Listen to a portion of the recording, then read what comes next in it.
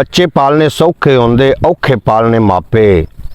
पिछली उम्रे इस नुकते दी समझ आ जाती आपे। अस्सलाम वालेकुम सज्जनों बेलियो मित्रों की हाल चाल। मैं थोड़ा दोस्त मुहम्मद रिखीज़र तो तुसी वेखदे पे अपना चैनल पंजाबी वसेब। अज दे व्लॉग च एक बड़ी सबक अमोज कहानी लैके मैं जनाब थोड़ी खिदमत च हाज़र हाँ। साडे एक पिंड का भी वाकया है कि बाप ने जिहड़ी ज़मीन है वो अपने बेटियां दे नाम करवा दी ते बाप इस अजकल किस हाल च ये फिर किसी दिन आप कहानी सुनावांगे, लेकिन इस तो पहले आए कहानी सुनो और उहदे कोलों सबक हासिल करो। रामत बीबी एक औरत का नाम है जिसकी उम्र 60-65 साल है और उनके खामद का नाम है नूर मोहम्मद। उसकी भी उम्र कोई 60-65 साल के लगभग है। चार उन्होंने कोल बच्चे ने, 2 वड्डियां बेटियां ते 2 बेटे। वड्डियां बेटियां की उन्होंने शादी की हुई है और उस तो जो छोटा बच्चा है उसकी शादी वास्ते तैयारियां कर लैन। बड़े खुशबाश ते बड़े घर में गहमा गहमी हो रही है। रहमत बीबी मेहमानों को मिल रही है कि मेरे बेटे की शादी है।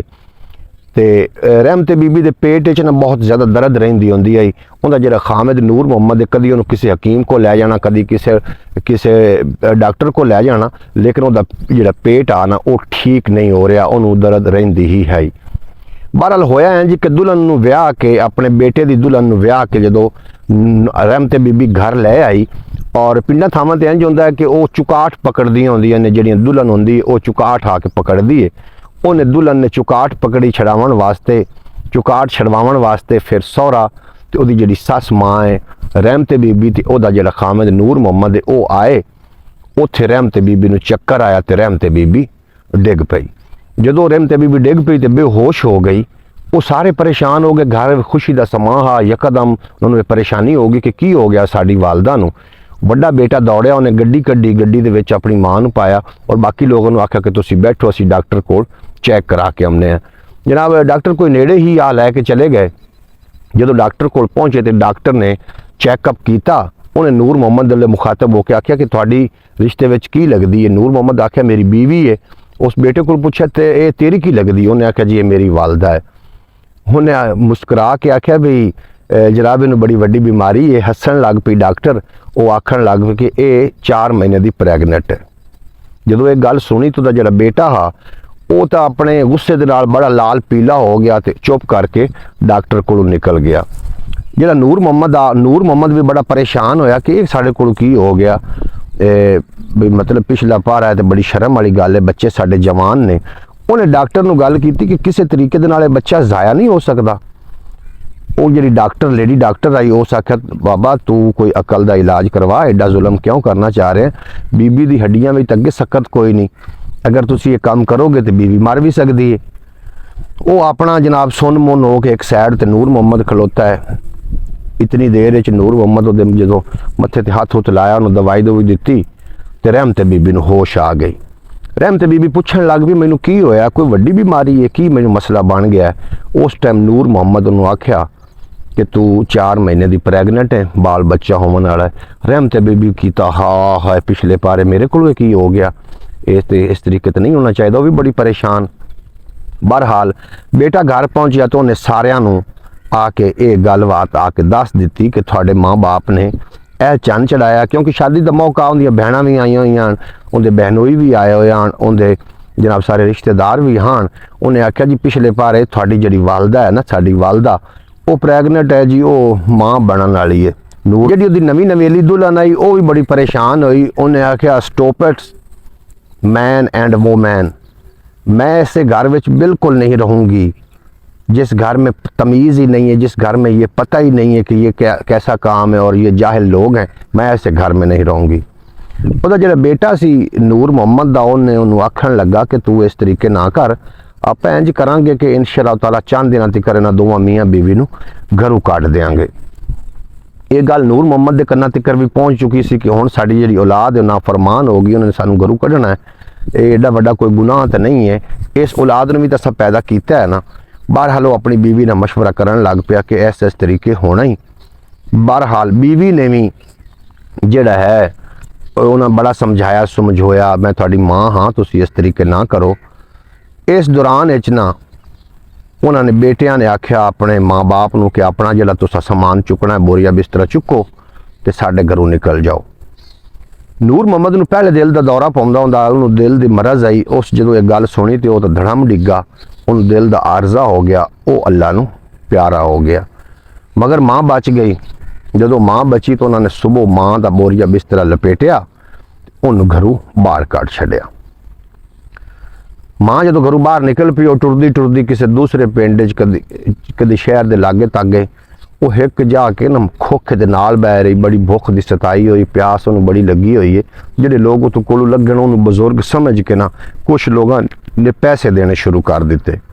ਰਹਿਮਤ ਬੀਬੀ ਨੇ ਸੋਚਿਆ ਕਿ ਮੈਂ ਇਹ ਭੀਖ ਦੇ ਪੈਸਿਆਂ ਨਾਲ ਜਿਹੜਾ ਮੇਰੇ ਪੇਟ 'ਚ ਬੱਚਾ ਹੈ, ਇਹਨੂੰ ਮੈਂ ਬਿਲਕੁਲ ਇਹਦੀ ਪਰਵਰਿਸ਼ ਨਹੀਂ ਕਰਨੀ। ਭੀਖ ਦੇ ਪੈਸਿਆਂ ਨਾਲ ਉਹਨੇ ਜਿਹੜਾ ਠੇਲੇ ਵਾਲਾ ਉਹਨੇ ਬੜੀ ਉਹਦੇ ਨਾਲ ਉਹਨੇ ਆਖਿਆ ਪਤਾ ਨਹੀਂ ਬਜ਼ੁਰਗ ਮਾਈ ਹੈ, ਉਹਨੂੰ ਖਾਣਾ ਵੀ ਉਹਨੇ ਖਵਾਇਆ। ਜਿਹੜੇ ਨਾਲ ਰੇੜੀ ਲਾ ਕੇ ਖਲੋਤਾ ਤੇ ਉਹਨੂੰ ਆਖਣ ਲੱਗ ਪਈ ਕਿ ਬੇਟਾ ਮੇਰਾ ਅੱਗੇ ਪਿੱਛੇ ਕੋਈ ਨਹੀਂ ਹੈ ਤੇ ਮੈਨੂੰ ਵੀ ਕੋਈ ਕੰਮ, ਮੈਨੂੰ ਵੀ ਇਸ ਤਰੀਕੇ ਦਾ ਦੱਸੋ ਵੀ ਮੈਂ ਵੀ ਕੰਮ ਕਰਨ ਲੱਗ ਪਾਵਾਂ ਤਾਂ ਕਿ ਮੈਂ ਆਪਣਾ ਰੋਜ਼ੀ ਰੋਟੀ ਜਿਹੜੀ ਹੈ ਉਹ ਚਲਾ ਲਵਾਂ। ਜਿਹੜੇ ਲੋਕ ਉੱਥੋਂ ਲੱਗਦੇ ਟੱਪਦੇ ਉਸ ਬੀਬੀ ਨੂੰ ਭੀਖ ਦਿੰਦੇ ਰਹੇ। ਉਹਦੇ ਕੋਲ ਵਾਵਾ ਸਾਰੇ ਪੈਸੇ ਹਨ। ਉਹਨੇ ਇੱਕ ਲੈ ਆਂਦੀ ਕੜਾਈ, ਲੈ ਆਂਦੀ ਚਮਚਾ, ਲੈ ਆਂਦਾ ਤੇ ਉੱਥੇ ਉਹਨੇ ਪਕੌੜੇ ਤੇ ਸਮੋਸੇ ਤੇ ਉਸ ਤੋਂ ਇਲਾਵਾ ਰਾਇਤਾ ਵਗੈਰਾ ਉਹਨੇ ਬਣਾਉਣਾ। ਰਾਇਤਾ ਹੁੰਦਾ ਬੜਾ ਮਸ਼ਹੂਰ ਹੋਇਆ, ਬੜਾ ਉਹ ਜਨਾਬ ਆਪਣਾ ਕੰਮ ਕਰਨ ਲੱਗ ਪਈ, ਪੈਸੇ ਇਕੱਠੇ ਕਰਨ ਲੱਗ ਪਈ। ਉਦੋਂ ਪ੍ਰੈਗਨੈਂਟ ਦੇ ਦਿਨ ਵੀ ਨੇੜੇ ਨੇੜੇ ਹੁੰਦੇ ਗਏ, ਬੱਚੇ ਦੀ ਵਲਾਦਤ ਦੇ ਦਿਨ ਵੀ ਨੇੜੇ ਨੇੜੇ ਆ ਗਏ। ਫਿਰ ਕੀ ਹੋਇਆ ਜੀ, ਉਤਨੀ ਦੇਰ ਤੀਕਰ ਰਹਿਮਤ ਬੀਬੀ ਨੇ ਕਾਫੀ ਪੈਸੇ ਇਕੱਠੇ ਕਰ ਲਏ। ਫਿਰ ਬੱਚੇ ਦੀ ਵਲਾਦਤ ਹੋਈ। ਬੱਚਾ ਲੈ ਕੇ ਉਹ ਆਪਣੇ ਉਸ ਜਗ੍ਹਾ ਤੇ ਆ ਗਈ, ਰੋਜ਼ ਕਮਾਵੇ ਰੋਜ਼ ਖਾਵੇ। ਇੱਕ ਦਿਨ ਕੀ ਹੋਇਆ, ਵਕਤ ਗੁਜ਼ਰਦਾ ਗਿਆ। ਬਿਰਾਵਾਂ ਨੇ ਨਿੱਕੇ ਬਿਰਾ ਦੀ ਸ਼ਾਦੀ ਕਰਨ ਦਾ ਜਦੋਂ ਅਪਾਹ ਕੀਤਾ ਤਾਂ ਉਹਨਾਂ ਗੱਲ ਕੀਤੀ, ਉਹਨਾਂ ਨੇ ਨਿੱਕੇ ਬਿਰਾ ਦੀ ਸ਼ਾਦੀ ਵੀ ਕੀਤੀ ਤਾਂ ਉਹਨਾਂ ਨੇ ਗੱਲ ਕੀਤੀ ਕਿ ਹੁਣ ਆਪਣਾ ਮਕਾਨ ਬੜਾ ਸੌੜਾ ਹੈ, ਆਪਾਂ ਇਸ ਤਰੀਕੇ ਕਰੀਏ ਕਿ ਮਕਾਨ ਜਿਹੜਾ ਹੈ ਇਹਨੂੰ ਵੇਚ ਕੇ ਤੇ ਅਸੀਂ ਕਿਸੇ ਵੱਡੀ ਜਗ੍ਹਾ ਤੇ ਮਕਾਨ ਲਈਏ ਜਾਂ ਆਪਾਂ ਅਲੱਗਾ ਹੋ ਜਾਈਏ। ਉਹ ਜਨਾਬ ਜਦੋਂ ਮਕਾਨ ਦੀ ਉਹਨਾਂ ਨੇ ਰਜਿਸਟਰੀ ਚੈੱਕ ਕੀਤੀ ਤੇ ਉਹ ਮਕਾਨ ਜਿੰਦੇ ਜੀ ਜਿਹੜਾ ਨੂਰ ਮੁਹੰਮਦ ਆ ਉਹ ਆਪਣੀ ਬੀਵੀ ਰਹਿਮਤ ਬੀਬੀ ਦੇ ਤੇ ਹੋਣ ਵਾਲੇ ਬੱਚੇ ਦੇ ਨਾਮ ਕਰਵਾ ਗਿਆ। ਉਦੋਂ ਪੁੱਤਰਾਂ ਨੂੰ ਬੜੀ ਟੈਨਸ਼ਨ ਹੋਈ ਕਿ ਇਹ ਕੀ ਹੋ ਗਿਆ, ਤਾਂ ਯਕਦਮ ਹਾਲਾਤ ਬਦਲ ਗਿਆ। ਸਾਰਿਆਂ ਦੇ ਮੂੰਹ ਸੁੱਜ ਗਏ। ਉਹਨਾਂ ਆਖਿਆ ਜੀ ਹੁਣ ਇੰਜ ਕਰੋ, ਨੌਵਾਂ ਨੇ ਮਸ਼ਵਰਾ ਦਿੱਤਾ ਕਿ ਹੁਣ ਇੰਜ ਕਰੋ ਕਿ ਛੇਤੀ ਨਾਲ ਆਦੀ ਮਾਂ ਨੂੰ ਲੱਭੋ, ਉਹ ਨਾ ਹੋਵੇ ਉਹ ਕਿਸੇ ਰੋਡ ਤੇ ਮਰ ਜਾਵੇ ਜਾਂ ਕਿਤੇ ਮਰ ਜਾਵੇ ਤੇ ਇਹ ਜ਼ਮੀਨ ਸਾਡੇ ਇੱਥੋਂ ਨਿਕਲ ਜਾਣੀ ਜੇ। ਉਹ ਜਨਾਬ ਮਾਂ ਨੂੰ ਲੱਭਣ ਵਾਸਤੇ ਬੜਾ ਟੁਰੇ, ਬੜੇ ਉਸ ਜਗ੍ਹਾ ਤੇ ਪਹੁੰਚੇ। ਜਦੋਂ ਜਿਹੜੀ ਜਗ੍ਹਾ ਤੇ ਉਹ ਪਕੌੜੇ ਸਮੋਸੇ ਦੀ ਦੁਕਾਨ ਲਾਈ ਹੋਈ ਹੈ, ਜਦੋਂ ਉੱਥੇ ਪਹੁੰਚੇ ਤੇ ਜਨਾਬ ਉੱਥੇ ਪਹੁੰਚ ਕੇ ਜਨਾਬ ਆਪਣੀ ਮਾਂ ਦੀ ਮਿੰਨਤਾਂ ਕਰਨ ਲੱਗ ਪਏ ਵੀ ਅਸੀਂ ਤੁਹਾਡੀ ਔਲਾਦ ਆ, ਔਲਾਦ ਕੋਲੋਂ ਗਲਤੀ ਹੋਈ ਜਾਂਦੀ ਹੈ, ਅੰਮਾ ਸਾਨੂੰ ਅਹਿਸਾਸ ਹੋ ਗਿਆ, ਸਾਡੇ ਨਾਲ ਘਰ ਚੱਲ। ਪਹਿਲੇ ਤੇ ਬੀਬੀ ਆਖਿਆ ਜੀ ਬੱਚਾ ਮੈਂ ਇੱਥੇ ਠੀਕ ਹਾਂ, ਤੁਸੀਂ ਆਪਣਾ ਘਰ ਸੰਭਾਲੋ ਤੇ ਆਪਣਾ ਜਾ ਕੇ ਕੰਮ ਕਰੋ। ਰਹਿਮਤ ਬੀਬੀ ਨੂੰ ਉਸ ਹੋਟਲ ਵਾਲੇ ਨੇ ਵੀ ਸਮਝਾਇਆ ਕਿ ਤੇਰੇ ਬੱਚਿਆਂ ਨੂੰ ਅਗਰ ਇਸ ਤਰੀਕੇ ਆਪਣੀ ਗਲਤੀ ਦਾ ਅਹਿਸਾਸ ਹੋ ਗਿਆ ਤੇ ਬੀਬੀ ਤੂੰ ਘਰ ਚਲੀ ਜਾ। ਬੀਬੀ ਜਿਹੜੀ ਆਈ ਉਹ ਆਪਣੇ ਬੱਚਿਆਂ ਦੇ ਨਾਲ ਘਰ ਆ ਗਈ ਔਰ ਬੜੀ ਉਹਦੀ ਸੇਵਾ ਹੋਣ ਲੱਗ ਪਈ। ਕਦੀ ਉਹਨੂੰ ਨਵੇਂ ਕੱਪੜੇ ਲੈ ਕੇ ਦੇਵਣ, ਕਦੀ ਉਹਨੂੰ ਦੁੱਧ, ਕਦੀ ਘਿਓ, ਉਹਨੇ ਬੜੀ ਸੇਵਾ ਹੁੰਦੀ ਕਰਨ। ਬੀਬੀ ਖੁਦ ਬੜੀ ਹੈਰਾਨ ਵੀ ਇਤਨੀ ਸੇਵਾ ਮੇਰੀ ਇਹਨਾਂ ਨੇ ਕਦੀ ਵੀ ਨਹੀਂ ਕੀਤੀ। ਕੋਈ ਦਾਲ ਵਿੱਚ ਜ਼ਰੂਰ ਕਾਲਾ ਕਾਲਾ ਹੈ। ਰਾਤ ਦਾ ਟਾਈਮ ਹੋਇਆ, ਸ਼ਾਮ ਹੋਈ ਤੇ ਜਿਹੜੀ ਵੱਡੀ ਨੂੰਹ ਹੈ ਉਹਨੇ ਦੁੱਧ ਲਿਆ ਹੋਇਆ, ਦੁੱਧ ਉਹਨੇ ਗਰਮ ਕਰਕੇ ਠੰਡਾ ਕਰਕੇ ਉਹਦੇ ਉੱਤੇ ਉਹਨੇ ਇੱਕ ਖੂਬਸੂਰਤ ਗਿਲਾਸ ਵਿੱਚ ਪਾ ਕੇ ਉੱਤੇ ਉਹਦੇ ਦੇ ਕੇ ਕੋਈ ਕਪੜਾ ਵਗੈਰਾ ਤੇ ਰਹਿਮਤ ਬੀਬੀ ਦੇ ਕਮਰੇ 'ਚ ਲੈ ਕੇ ਆਈ। ਜਦੋਂ ਉਹਨੇ ਦੁੱਧ ਰੱਖ ਛੱਡਿਆ ਉਹਨੇ ਆਖਿਆ ਬੀਬੀ ਤੁਸੀਂ ਵੀ ਪੀ ਲਵੋ ਤੇ ਆਦੇ ਬੱਚੇ ਨੂੰ ਪਿਵਾ ਦਿਓ, ਇਹ ਦੁੱਧ ਪੀ ਕੇ ਫਿਰ ਸੌਂ ਜਾਣਾ, ਸਵੇਰ ਫਿਰ ਮੁਲਾਕਾਤ ਹੁੰਦੀ।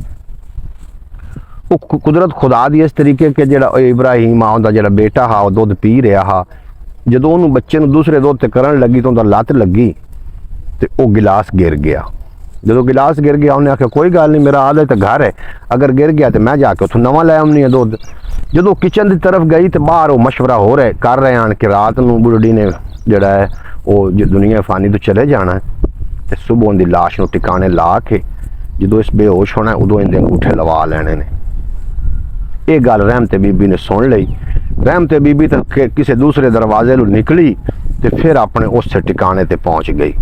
ਉਹ ਰਹਿਮਤ ਬੀਬੀ ਜਿਹੜੀ ਹੈ ਜਿੰਦੇ ਕੋ ਕੰਮ ਕਰਦੀ ਹੈ ਉਹਦੇ ਕੋਲ ਚਲੀ ਗਈ, ਉੱਥੋਂ ਉਹਨੂੰ ਨਾਲ ਲੈ ਕੇ ਆਪਣੇ ਵਕੀਲ ਕੋਲ ਪਹੁੰਚੀ ਤੇ ਪੁੱਤਰ ਵੀ ਮਗਰ ਤਲਾਸ਼ ਕਰਦੇ ਕਰਦੇ ਉਹਨਾਂ ਨੇ ਵੀ ਇਹ ਸੋਚਿਆ ਕਿ ਸ਼ਾਇਦ ਸਾਡੀ ਵਾਲਦਾ ਵਕੀਲ ਕੋਲ ਨਾ ਚਲੀ ਗਈ ਹੋਵੇ। ਉਹ ਵੀ ਜਨਾਬ ਵਕੀਲ ਤੀਕਰ ਪਹੁੰਚੇ ਤੇ ਉਹਨੇ ਬਾਹਰ ਹੀ ਚੈਂਬਰ ਦੇ ਖੜੇ ਹੋ ਗਏ।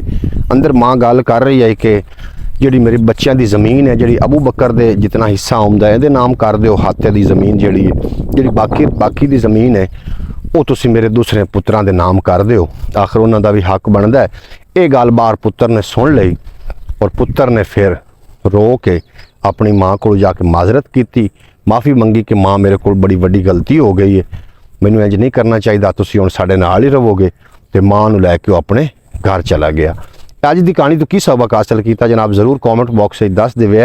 ਇਸ ਵਾਸਤੇ ਜਦੋਂ ਵੀ ਮਾਂ-ਬਾਪ ਬੁੱਢਾ ਹੋ ਜਾਵੇ ਤੇ ਉਹਦਾ ਖਿਆਲ ਕਰਨਾ ਇਹ ਜਨਾਬ ਤੁਹਾਡੀ ਜ਼ਿੰਮੇਵਾਰੀ ਹੈ। ਬਾਕੀ ਬਾਲ ਬੱਚਾ ਅੱਲਾਹ ਪਾਕ ਚਾਹਵੇ ਤੇ ਉਹ ਵੱਡੀ ਉਮਰ ਵਿੱਚ ਬੱਚੇ ਦੇਵੇ, ਅੱਲਾਹ ਪਾਕ ਚਾਹਵੇ ਪੁੱਤਰ ਦੇਵੇ, ਅੱਲਾਹ ਚਾਹਵੇ ਧੀਆਂ ਦੇਵੇ, ਅੱਲਾਹ ਚਾਹਵੇ ਨਾ ਦੇਵੇ। ਜੇ ਅਗਰ ਅੱਲਾਹ ਕਰੀਮ ਚਾਹਵੇ ਤੇ ਉਹ ਔਲਾਦ ਵੱਡੀ ਉਮਰ ਦੇ ਬਜ਼ੁਰਗਾਂ ਨੂੰ ਵੀ ਹੋ ਸਕਦੀ ਹੈ ਜੀ, ਇਹ ਬਿਲਕੁਲ ਮੁਮਕਿਨ ਹੈ। ਇਸ ਵਾਸਤੇ ਕਦੀ ਇਹੋ ਜਿਹੀਆਂ ਗਲਤੀਆਂ ਦੇ ਉੱਤੇ ਆਪਣੇ ਮਾਂ-ਬਾਪ ਦੇ ਨਾਲ ਖਰਾਬ ਨਾ ਕਰ ਲੈਣਾ। ਉਮੀਦ ਹੈ ਤੁਹਾਨੂੰ ਅੱਜ ਦਾ ਵਲੌਗ ਚੰਗਾ ਲੱਗਾ ਹੋਵੇਗਾ। ਅਗਰ ਵਲੌਗ ਚੰਗਾ ਲੱਗਾ ਹੋਵੇ ਚੈਨਲ ਨੂੰ ਸਬਸਕ੍ਰਾਈਬ ਕਰੋ, ਬੈਲ ਨੋਟੀਫਿਕੇਸ਼ਨ ਨੂੰ ਪ੍ਰੈਸ ਕਰੋ ਤਾਂ ਕਿ ਮੁਸਤਕਬਲ ਵਿੱਚ ਅਪਲੋਡ ਹੋਣ ਵਾਲੇ ਸਾਰੇ ਵਲੌਗ ਤੁਹਾਡੇ ਤੱਕ ਬਰ ਵਕਤ ਪਹੁੰਚਦੇ ਰਹਿਣ।